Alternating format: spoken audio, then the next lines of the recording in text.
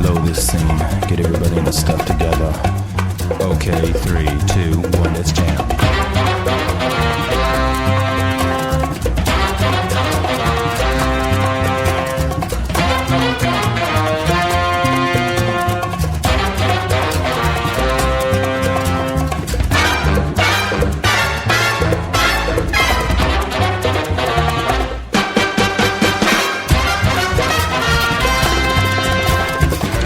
To the channel, this is Rob here at Smirking Gun Reviews, back to talk the final chapter of this season of The Mandalorian. It's chapter 8, it's called Redemption. So full spoilers if you've not seen this episode. And it pretty much delivers on all fronts. Even every time I thought maybe there would be some sort of logic problem, they pretty much answer it. This is pretty much a perfect episode as far as I'm concerned.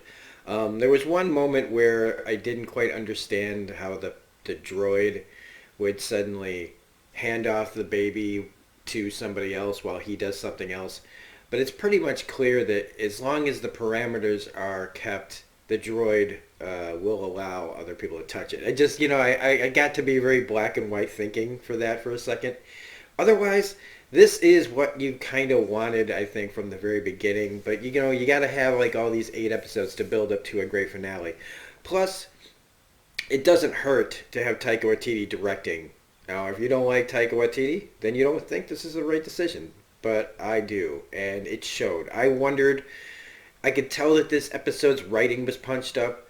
I could tell that it was a more interesting way of doing things, and it's written by Favreau like the first one, so that also makes sense, especially this scene. I swear I thought this was Favreau and Vince Vaughn having a conversation here, which this was great, because in the Star Wars realm, we've heard little side conversations from Stormtroopers before, but not like this. And this acknowledges a few things. First, like what the average Stormtrooper is thinking. Second, look at how they really are bad shots, and they like shaking their guns. Like, is it the gun? Is it me? The whole time, the one guy just wants to see it. And I'm not going to be the only one who goes, man, they keep hitting it. And I know you're not supposed to feel sympathy for these guys, but I mean, this baby's been shook, dropped, smacked around. I mean, people that do this don't end up well. Let's be clear. I mean, it's almost as if, it's the rule. You hit the baby, you die. You drop the baby, you die. You shake the baby, you die. But I really enjoyed this first scene. I really do. Like, there's just the back and forth between these guys is great. When they're like, hey man, he just shot a guy just for like interrupting him. I don't think we should these are regular almost people, but like still you could tell that they're just stormtroopers. I loved it. And it was a great way for IG-11 to come swooping in and taking the baby from these guys. And it was incredible. And IG-11 is like the hero of this episode. And it does that turnaround. Now, that does get a little sappy near the end where all of a sudden Mando's like, no, come with us. Like his switch has been flipped on droids.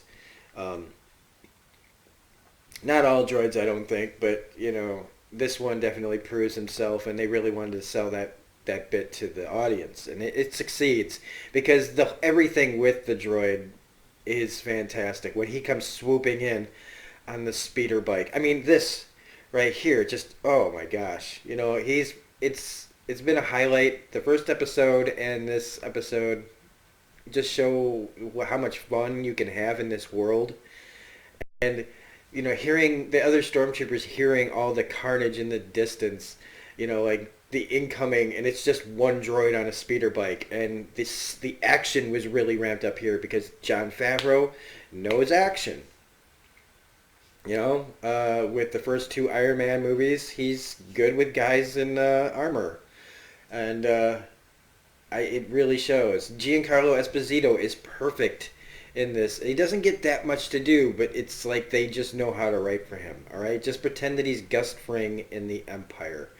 That's basically it. They give him like all the information that he knows about all our characters. So it's like this guy has done his research on everybody in that room, We also find out that the Mandalorian, his name is Din Djarin, Duh. Like 6 times the charm, right? Um, she's Cara Dune, and the other guy was and Carl Weathers was a magistrate. Which, it's just kind of funny. It reminded me of the Justice League when Batman just reveals everybody's secret identities all of a sudden. Just like everybody's like, "Oh my god." Um, Also, he just has that exudes the intimidation factor that Giancarlo Esposito brings is fantastic as well. I don't know if I agree with him waiting till nightfall. He doesn't seem like the kind of guy who would wait for nightfall when he just is willing to blow up his own men. But he does say that he's only doing this in his own self-interest. But at the same time, he already has the baby, or so he thinks, right? So, I don't know. But when they get blasted, right? And you think the Mandalorian's done for, and the baby saves the day with the Force. And IG-11, takes care of him, and he takes off the helmet. And while I've had the hashtag going, never, keep the helmet on, I feel like in a way this cheat kind of is allowed because it isn't a living thing.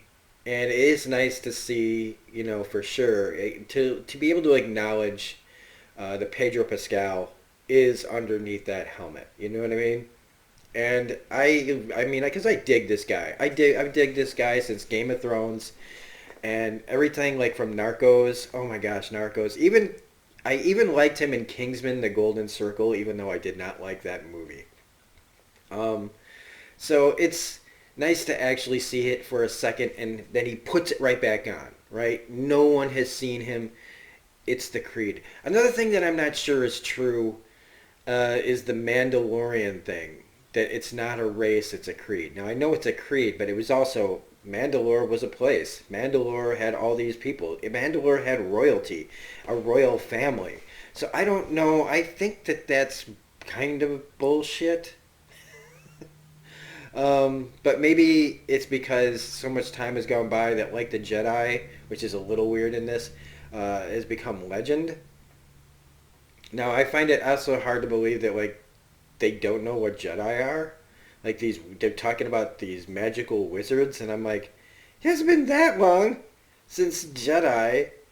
And I guess maybe in different circles, maybe they really are still a legend. And that's something that's interesting. Is that if you think about it, like they had been gone, and the only people that really know that the Jedi, like that Luke was around, was the people integral to that story. So when you think about it, I guess, like I'm kind of convincing myself as I'm talking about it, that it does, I guess, kind of make sense that people call them like a legend, and they're back to being called magic space wizards. I didn't even, that's even, I'm turning myself around in mid conversation that actually makes sense. Wow, changing my mind in mid review is pretty funny when you like. It's early though. It's only 7:27 in the morning here. Those are some really clean sewers, by the way. But I know that they were repurposed by the Mandalorians. That whole pile of helmets was pretty disconcerting. Thank God there weren't heads in those. But it looks like some of them got out when the Imperials came. Now, I do think I'm really happy that for the time being it looks like the one that was left making armor is alive. She really hands those stormtroopers their ass. One gets thrown right into the melter. Did you guys see that? Like he just disappears. He just whoop, bloop. She also, when she busts the mask or the helmet off of one of them, just shatters the face of it. Just really cool. And the camaraderie, I in this episode, I really wished that, and I guess down the line we'll probably see everybody again. But I hated seeing the team kind of break up near the end of this because first off, Carl Weathers, I'm so glad that he's back in the like consciousness of pop culture again. Because the last time really we saw him in anything was like he was on the running joke on Arrested Development and Happy Gilmore. And while Chubbs is a great character, and Apollo Creed's a great character, it's nice to see him, like, after all these years, start to get a nice, chunky, juicy role that he can, ham up and chew scenery on. Plus, Cara Dune, played by, oh man, why am I forgetting her name? Carano. How can I forget her name? I keep telling everybody to watch the movie Haywire. Watch the movie Haywire, please, by Steven Soderbergh. If you like Gina Carano, it's one of the best female action movies. Like, oh, there's no good female action movies and people don't like them. Oh my God, you've not seen Haywire. Go see it. It's an hour and a half of Gina Carano kicking people like Michael Fassbender's ass, Antonio Banderas, Michael Douglas, Ewan McGregor, Channing Tatum. She hands all those guys their ass, okay? So definitely check that movie out if you like Cara Dune's character or Gina Carano, period. Then when the, IG-11 gives himself up, it was actually emotional. Like, there was an emotional moment where I knew that it was going to happen, and the characters all knew it was going to happen, but it just fit. Now, he did, like, just get handed the jetpack, and that was a little convenient. Like, hold on to this for him until he's ready to use it. And you go, oh, well, at least that means that IG-11 is going to be around with us for a while. No. So he just hands it right back to him. And I'm like, well, she told him he can't really use it until it knows him. Like, he has to do the trials. And I was like, well, he's going to wear this thing, right? Eventually he's going to wear it. But they did it in the right way, where he wasn't really trying to operate it. He was really just trying to get airborne. And so after IG-11 blows everybody the fuck up, he shoots up into the sky, and this was just great.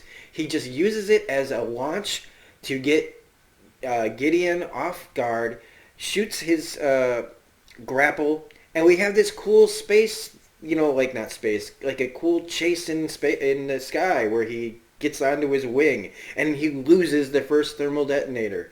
It was just a really fun sequence. This whole thing was filled with just fun, memorable sequences. And when he blows the wing, flies off, doesn't quite land perfectly, it all worked. I do think they should have gone back to make sure Gideon was dead, but then we'd lose Giancarlo Esposito. I also like that they made a point to show that when his TIE fighter went down, it didn't explode. Because it's like, if it blows up, then people are going to go, how did he survive that? But instead he just kind of crashes to the ground because it wasn't that high up, in fact, I don't think. Also, now I kind of skipped it, but we're talking about it now, is that the Mandalorian is now tasked to find either its race or the Jedi. Now, this is after Return, so I'm hoping that he finds his race, to be honest with you. We haven't seen Baby Yoda in the new trilogy, and nobody has brought it up in any reviews because I'm not seeing that movie. So I'm pretty sure then that he doesn't show up in the 11th hour of Rise of Skywalker. So I'm hoping that he gets back to his own people, and maybe they'll actually name Yoda's race, and maybe we'll meet some of Yoda's relatives. Who knows? Because Yoda really never talks about his race. He never says how many of them there are, I don't think. And so that's a really cool thing to look forward to. Plenty of adventures, plenty of places to go to look, to track down, like, basically where he could be from. I like, that they even bring up, like, when people had problems with the place being, oh no, that was Mos Eisley, being scum and villainy. But they make a point to say that this place has been wiped of scum and villainy, and now we can make a place that's better, even though it's a home still for bounty hunters. That's all really good. And of course, Giancarlo Esposito busting out with the sword. That sword was seen in several several Star Wars cartoons, and so that's pretty dope as well. And I like that final shot of him standing on top of the TIE fighter. I think now that he was the one that was tracking them in the episode with Ming Na, I thought maybe it was Boba Fett, but I think again it's just wishful thinking. Like everybody's just still wishful thinking. And speaking of Boba Fett, um, I think that what they did here was great because one of the jokes almost is that Boba Fett's not a very interesting character. We've seen him in the cartoon as a kid, and we've seen Jango Fett, and we've seen some of them, we've gotten a bit of the background, a lot of the background actually, of the Mandalores in the Clone Wars. But the Boba Fett joke was that always he had a nothing kind of arc. He was there briefly and then he died stupidly. And this showed like we got Mandalorians up the butt. And now we can say we don't really need Boba Fett, in my opinion. Would it be great fan service? Sure. I would not be opposed to it, but I think it's time to let the Boba Fett thing go. And just enjoy what we have, which is something that actually feels like original OG Star Wars. If you don't like this, that's fine. That's fine. Just don't like it for the right reasons. Okay? I hear these other people review, I don't like naming names, some of the people from the fandom menace that just will bitch about anything just to fit their narrative. But I think that this is great. I think this is fantastic. Whether you like the new Star Wars trilogy or not, whether you think that, because the writing in here isn't perfect, but it's way better than a lot of the stuff that I've been seeing lately. And at least this makes sense. We got a nice space western. I can't wait for this to come back. I was actually wondering and kind of hinging on whether I would even make this video because it doesn't get a lot of traction because a billion people are making these. But I will be back now, for sure. And I hope you guys enjoyed, at least those of you who have watched these, for the most part, have enjoyed listening to me talk about it. Because that's all it really should be, is a dialogue between people, talking about the things that they love. So in the comment section, tell me what you loved about this, because I think this is where Star Wars should pretty much live, is in the TV realm. In my opinion, I think that one of the major missteps is that they tried to carry on the Skywalker saga in the first place when it should have ended with Jedi. And I think that there's nothing wrong with standalone movies or TV shows. And I think that the hot property would be to mainly put Star Wars on Disney Plus. That's just me. I would love. I don't say, and I'm not saying don't put Star Wars movies out in the theaters. I'm just saying they don't all have to be out of the theaters. And if you can do this on the small screen, and you'll already have people's butts in the seats, though you've already got them paying for the service, the more good product you put out, the more stuff that like this that people will want to see, Disney will keep making money hand over fist, and they won't have to go to the theater to do it. So if you liked this review, please hit the like button, comment, share, subscribe. Please subscribe if you are not a subscriber. Share this video with other people. You can find me on Twitter at reviews_gun. If you're so inclined, you can donate to the channel at paypal.me/smirkingunreviews or my Ko-Fi page at ko-fi.com/smirkingunreviews just to make the channel better. Right now we're saving up for studio lights to actually make this place look like I'm filming in 360 or in HD at least. So this is Robin Smirking Gun Reviews saying see you next season, everybody. This was a lot of fun. And yeah, oh, the Baby Yoda stuff, man. I forgot about all the Baby Yoda stuff. It was really great. See you next time, folks. Bye.